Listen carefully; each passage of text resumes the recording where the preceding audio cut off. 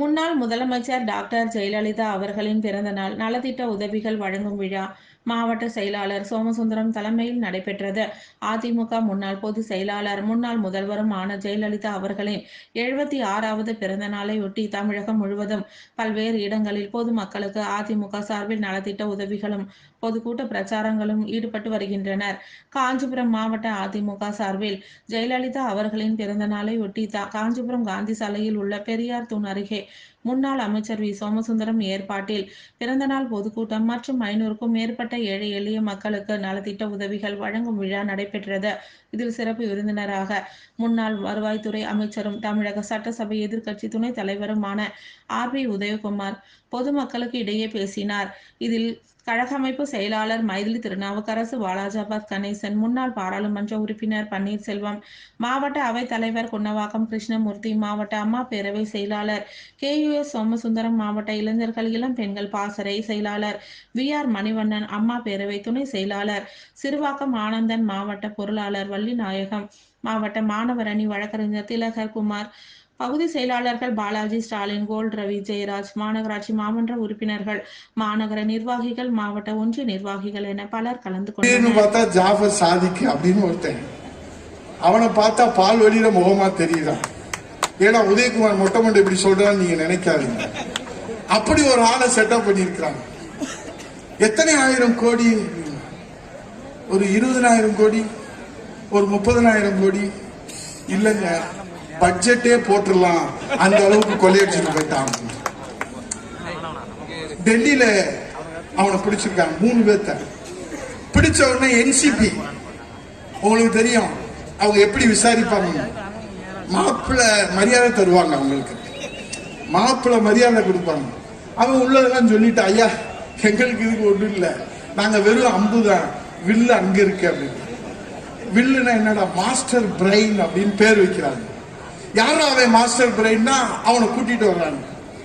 அவன் பார்த்தா ஜாபர் சாதிக்கிறான், அவன் பார்த்தா DGPயோட. என்ன அது கடத்தல் மண்ணு DGPயோட, இதை இன்னும் கொஞ்சம் பாருங்க. நெக்ஸ்ட் முதலமைச்சரோட, என்ன உதயநிதியோட, அப்புறம் உதயநிதி வீட்டுக்கார அம்மாவோட. என்னையா கொடுமை பண்றீங்க? இதுக்கு எதுக்குறாங்கன்னா DGP சொல்றான், நான் எதற்காக அவரிடத்திலே பரிசு கொடுத்தேன்னு தெரியுமா? CCTV கேமரா அவர் ஸ்பான்சர் பண்ணினா, அதனால் அவரிடத்திலே நான் பரிசு கொடுத்து என்ன தப்பு? தமிழ முதல்ல பேசிட்டு அப்புறம் DGP. ஏன்னா ஒரு கொலைகாரே சர்வதேச அளவில் ஆஸ்திரேலியா நாடு, நியூசிலாந்து நாடு, மலேசியா நாடு அங்கே கண்காணிக்கின்றார்கள். அமெரிக்காவிலே சொல்லுகிறார், இந்தியாவிலிருந்து மிக அபாயகரமான போதைப் பொருளை கடத்துகிறார்கள். அமெரிக்காவில் இப்ப சொன்னத எங்க அண்ணன் புரட்சி தமிழ் எடப்பாடியார் சட்டமன்றத்தில் சொல்லிக்கிட்டே இருக்காரு. சண்டாதைகளா, இந்த நாடு முழுவதும் போதைப் பொருள் இன்றைக்கு பரவி கிடக்கிறது, காட்டு தீயாக பரவி கொண்டிருக்கிறது. இதை கட்டுப்படுத்துவதற்கு நாதி இல்லையா? ஏங்க புரட்சி தமிழுக்கு வேலையும் இல்லைங்க. எப்ப பார்த்தாலும் போதைப் பொருள் வந்து போதைப் பொருள் வந்து போதைப் பொருள்.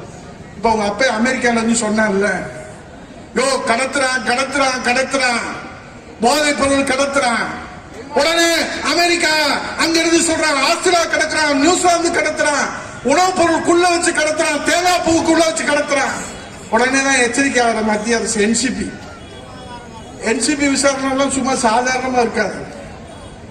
நம்ம வீட்டோட மாப்பிள்ள போனா எப்படி மரியாதை கிடைக்குமோ அது மாதிரி மரியாதை கிடைக்கும்.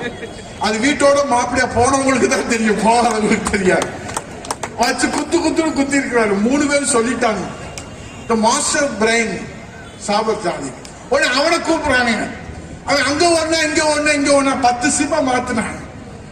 டே தம்பி, இங்கிலாந்தின் ஸ்காட்லாந்துக்கு நிகரான காவல்துறை நம்முடைய காவல்துறை என்று புரட்சி தலைவி அம்மாவும் புரட்சி தமிழரும் பேர் வாங்கி கொடுத்துருக்கிறாங்க. இப்ப இருக்கிற காவல்துறை நம்ம சொல்ல தேவையில்லை. பாவம் அவங்கள சொல்லி ஒன்னும் பிரயோஜனம் இல்லை. NCP தூக்கிட்டான். தூக்கினவன அவன் முதல் வேலை என்ன தெரியுமா சொல்லுவான்? கன்ஃபஷன் ஸ்டேட்மெண்ட், ஒப்புதல் வாக்கு போனான்.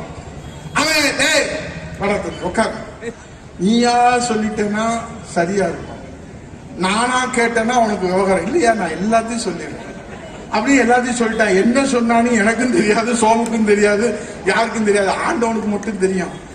ஆனா அந்த என்சிபி அதிகாரி உடனே பிரஸ் கூப்பிடுறாரு. ஏன்னா நாளைக்கு மாறினா அதனால சொல்றாரு, நாங்க அவனை பிடிச்சிட்டோம்.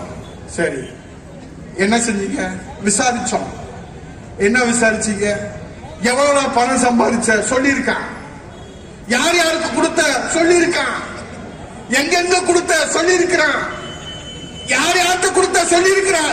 யார் யார்கிட்ட கொடுத்த சொல்லியிருக்கான். அப்ப தெரிஞ்சுக்கங்க, இப்ப ஆடி போயிருக்குது திமுக முகாம் என்று சொன்னால் இந்த ஜாபர் சாதி. இன்னொரு ஏற்கனவே ஒருத்தர் டிஜிபி இருந்தார் தெரியுமா, ஜாபர் சேட்டு. அவர் தான் திமுக ஆட்சியை 3 நாட்கள் ஜாபர்னு பேர் வச்சு வைக்க பூரா விவகாரமா இருக்கு. இங்க இருந்தா பண்ணிச்சுக்க. அவன் வந்து சொல்லிட்டான், அந்த மங்கைன்னு ஒரு படம் எடுத்தான் உதயநிதியோட இல்லத்தரசியோட, அதுக்கு பணம் போட்டிருக்கிறேன். அரசியல்வாதிகளுக்கு கொடுத்திருக்கிறேன், எல்லாத்துக்கும் கொடுத்திருக்கேன். நாங்க சத்தியம் செய்ய சொல்றாங்க, சோமும் வாங்கல, நானும் வாங்கல, வாங்கல, யாரும் வாங்கல. ஏன்னா அவங்க எங்களுக்கு தரமாட்டாங்க, நாங்க வாங்கல. நாங்க அந்த மாதிரி வாங்க மாட்டோம், அந்த மாதிரி ஆள்கிட்ட தொடர்பு வச்சுக்கிற மாட்டோம். அப்படி வைத்திருந்தால் எங்கள் புரட்சி தமிழ் எடப்பாடியார் அவர்கள் எங்கள் அடிப்படை உரிமை நடத்தில்ல ஜெயிலே தள்ளி விடுவார், அவரே தள்ளி விடுவார். அந்த மாதிரி நேர்மையின் அடையாளமாகத்தான் அனைத்து இந்திய அண்ணா திராவிட முன்னேற்ற கழகம் இருக்கிறது.